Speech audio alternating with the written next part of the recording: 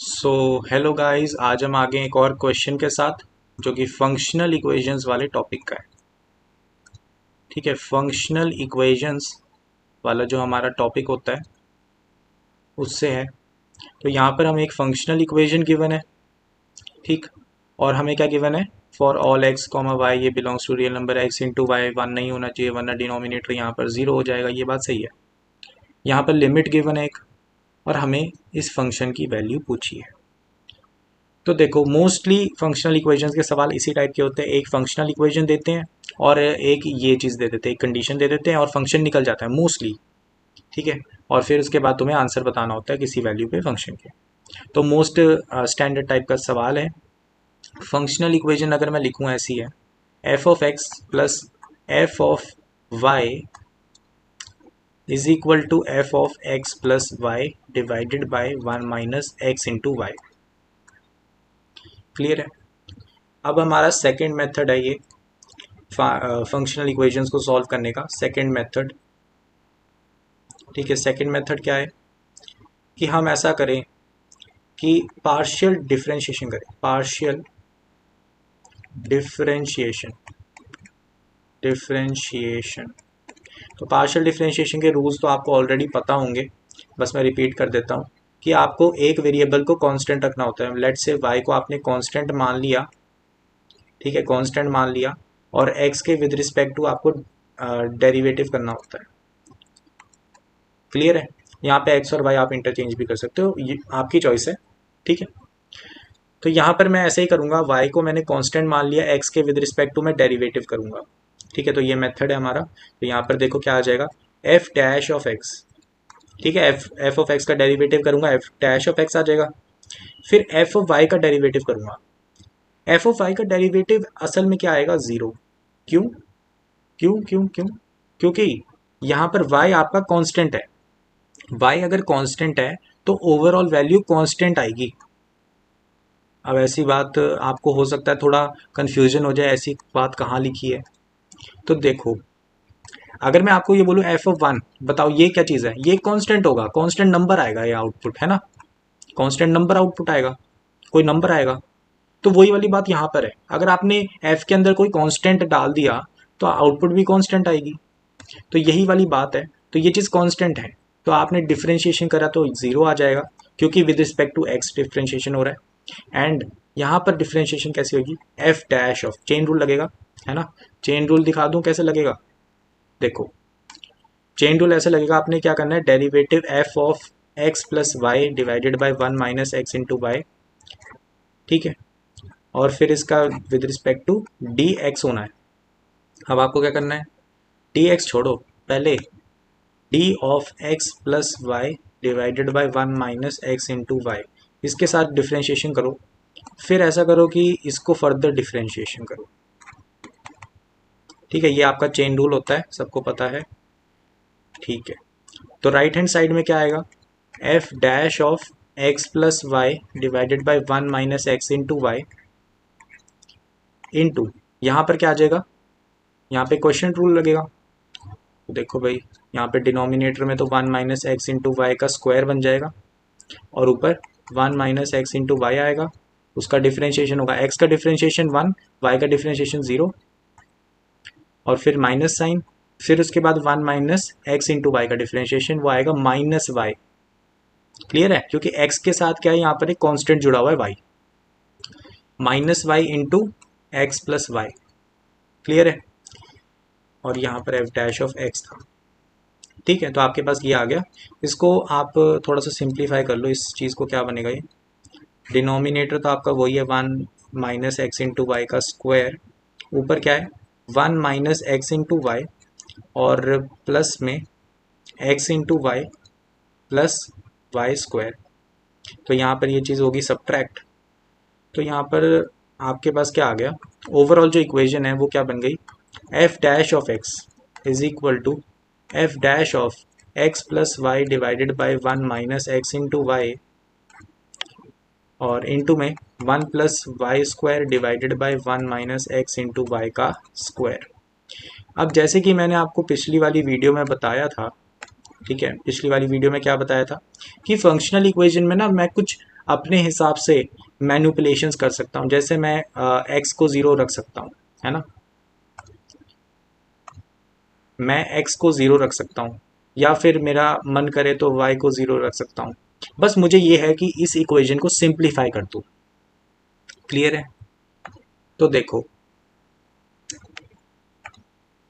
अगर मैं y को यहाँ पर, अगर मैं मान लो x को ज़ीरो डालता हूँ, ठीक है, मैंने क्या करा, अ, या y को ज़ीरो मान लेते हैं, y को मैंने ज़ीरो डाल दिया, तो क्या होगा, y को ज़ीरो डाला तो f dash of x equal to, यहाँ पर ज़ीरो डालोगे y को क्या मिलेगा, f डैश ऑफ x, और फिर इंटू में y को ज़ीरो डाला 1/1। तो इससे आपको कोई ना इन्फॉर्मेशन नहीं मिली, कोई फ़ायदा नहीं मिला, कोई बेनिफिट नहीं मिला। ठीक है, तो y इक्वल टू ज़ीरो करने से कोई बेनिफिट नहीं मिल रहा है। क्लियर है? लेकिन अगर मैं ऐसा करूं, मैं कहूं कि भाई ऐसा करो, x इक्वल टू ज़ीरो डालो, फिर क्या होगा, फिर ऐसा होगा कि f डैश ऑफ x, यहाँ पे f dash of zero equal to f dash of y into क्या आ जाएगा, 1 + y²। क्लियर है?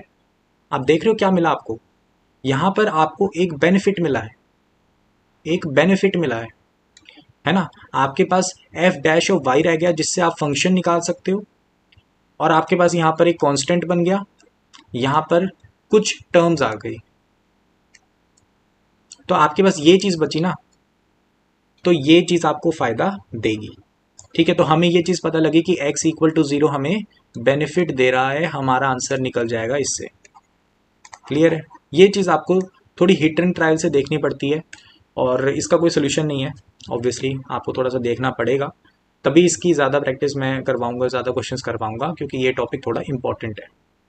तो एफ डैश ऑफ ज़ीरो की वैल्यू चाहिए ना, है ना, एफ डैश ऑफ ज़ीरो की वैल्यू चाहिए, तभी तो मैं प्रोसीड कर पाऊंगा। तो देखो, आपको क्वेश्चन में गिवन होगा, मैंने बोला था ना शुरुआत में कि आपको एक कंडीशन गिवन होती है, यही वो कंडीशन है।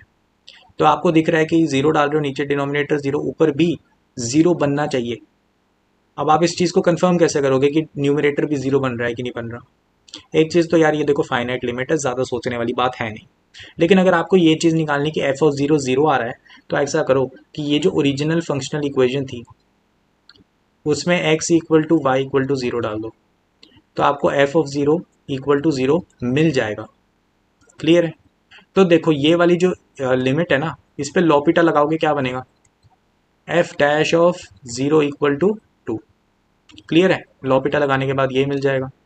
तो यहाँ से आपको टू वैल्यू ऑलरेडी क्वेश्चन में गिवन है, तो इसकी वैल्यू आ गई टू।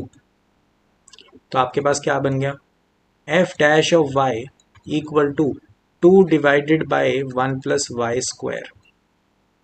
अब फिर से इंटीग्रेशन वाली बात है ना। तो थोड़ा सा यार इधर मैं कह सकता हूँ कि तुम अगर इंटीग्रेशन नहीं पढ़े हो अभी तक, ठीक है, तो थोड़ा सा मतलब तुम्हारे लिए नया रहेगा कि देखो यार, पहली बात तो यहाँ पे इंटीग्रेशन करोगे क्या बनेगा, integration F dash of Y D Y equal to integration, two बाहर निकल जाएगा, 1 divided by 1 + y² D Y. Clear है? तो देखो यार, एक चीज़ मैं तुम्हें कहूँगा कि यार तुम्हें पता लग जाएगा, अगर तुम्हें अभी नहीं पता है तो तुम्हें पता लग जाएगा, ये integration tan inverse of y होता है। क्लियर है? वैसे बच्चों ने आप सब ने पढ़ा होगा कि differentiation of tan inverse of x जो होता है वो क्या होता है, 1/1 + x²। ठीक है, अगर आपने इनवर्स ट्रिग्नोमेट्री वाला चैप्टर करा है और डिफरेंशिएशन कर रहे हो तो ये चीज़ आपने पढ़ी होगी, बस इसको रिवर्स में मैं कर रहा हूँ क्योंकि आपको पता है ऐसे क्या हो रही है, डिफरेंशिएशन, डिफरेंशिएशन का उल्टा क्या होता है, इंटीग्रेशन। इतना तो आपको बात पता होगी फिजिक्स से भी। क्लियर है? तो यहाँ पर tan इनवर्स ऑफ y आ गया, तो आपके पास आंसर क्या आ गया, F dash of y equal to two times tan, sorry F dash नहीं आएगा, F of y, F of y equal to two tan inverse of y। अब देखो, थोड़ा सा तुम्हें ऐसा लग सकता है यार y में निकल गया, थोड़ा अटपटा लग रहा है सवाल, है ना, कि फंक्शन y में निकल गया। तो देखो, एक चीज़, एक प्रॉपर्टी है, ठीक है, फंक्शंस में हर जगह यूज़ होती है, change of variable. Change of variable मतलब कि चेंज ऑफ वेरिएबल जो है इक्वेशन को कभी भी चेंज नहीं करता। जैसे अगर ये इक्वेशन है ना, अगर मैं इसमें ऐसा चाहूँ कि y को मैं x चेंज कर दूँ तो मेरे पास आ जाएगा f of x equal to 2 times tan inverse of x। Clear है? तो ये कोई गलत बात नहीं है। क्लियर है? ये कोई गलत बात नहीं है। तो मैं ऐसे लिख सकता हूँ क्योंकि अल्टीमेटली बात तो सेम है। y की कुछ वैल्यू रखूँ या x की कुछ वैल्यू रखूँ, वो तो वेरिएबल है ना। वेरिएबल की तो मैं कोई वैल्यू फिक्स करूंगा तब जाके आंसर निकलेगा। तो कोई चेंज नहीं है। ठीक है, आंसर चेंज नहीं होगा। ठीक है, तो ये चीज़ इक्विवेलेंट रहती हैं एक दूसरे के। क्लियर है? अब आपको ढूंढना क्या था वो देख लो। आपको वैल्यू निकालनी थी 1/√3 की। ठीक है, तो आपने क्या करा, x की जगह 1/√3 रख दिया। तो f ऑफ 1/√3 यहाँ पर क्या आ गया, 2 tan इनवर्स ऑफ 1/√3। तो 1/√3 tan इनवर्स मतलब tan में √3, 1/√3 कब आता है, 30 डिग्री पे। 30 डिग्री π/6 होता है। 2 टाइम्स π/6, तो क्या आ गया, π/3। ये हमारा आंसर हो गया। ज़्यादा मुश्किल क्वेश्चन नहीं है लास्ट में आके ना, जब फंक्शन निकल जाएगा, है ना। इनवर्स ट्रिग्नोमेट्री आप सब लोगों ने पढ़ लिया होगा मेरे हिसाब से। तो π/3 आपका आंसर हो गया। सी ऑप्शन आपका आंसर है।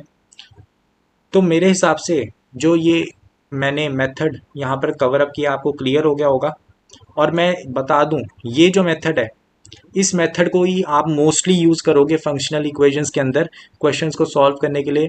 तो जब भी आपको फंक्शनल इक्वेशन की कोई इक्वेशन दिखे ना, तो उस पर ये मेथड ज़रूर से लगा लेना। अगर कुछ समझ नहीं आ रहा है, कोई शॉर्टकट नहीं मिल रहा है, तो ये मेथड आपको हमेशा आंसर दे ही